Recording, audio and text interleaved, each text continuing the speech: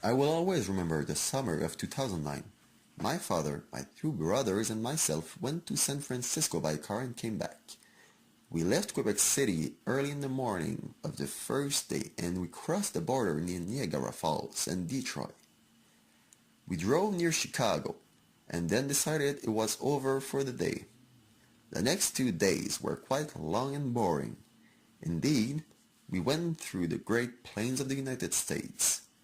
I have to say that at first it was quite impressive, seeing crops stretching as far as the eye could see. But after a while, it became so long and boring. There were no mountains, only plains and a straight road without any curves. As we drew near Denver, Colorado, it started to become more interesting. The plains were slowly changing into steppes, and on the horizon, something incredible appeared. The Rocky Mountains. I cannot stress enough how refreshing the view of these mountains was to us. It felt like our adventure was finally beginning. For us, these were the highest mountains that we had ever seen. It was in the middle of the summer, but there was still snow at the top of some mountains. 15 kilometers uphill, 15 kilometers downhill, rinse and repeat for 5 hours, and the Rocky Mountains were behind us. Our environment started to change slowly, but the change was quite drastic. The mountains changed into rocky hills, pine trees into bushes, green forest into orange dirt. We drove through a canyon for a few hours next to the Colorado River, and when we emerged, we had entered the Utah desert.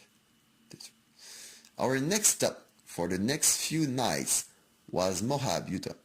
Moab is a small touristic town, so we camped there for the night and at dawn we headed for the first national park of our trip, Arch National Park. The main attractions of this park are its arches, created by the effect of wind on the porous desertic rock.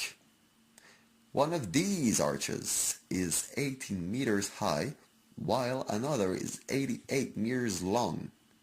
The next day, we rode through the state of Utah, and we arrived to our next attraction, Monument Valley. Monument Valley is a cluster of high sand rocks, often seen in western movies with cowboys. The next stop on our journey was Antelope Canyon.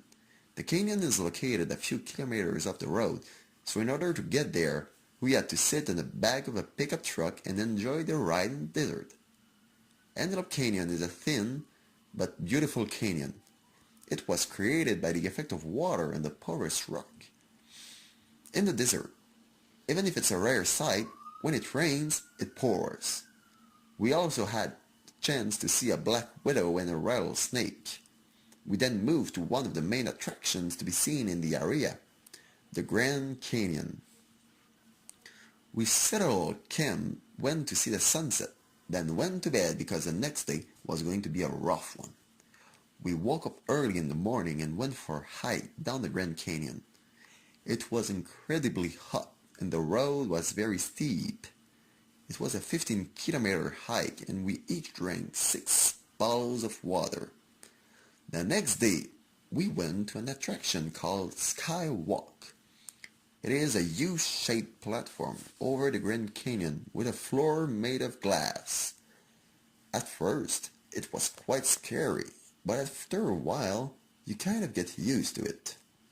We then stopped really quickly as we crossed the Colorado River on the Hoover Dam. The next step on our journey was the city of Vice, Las Vegas.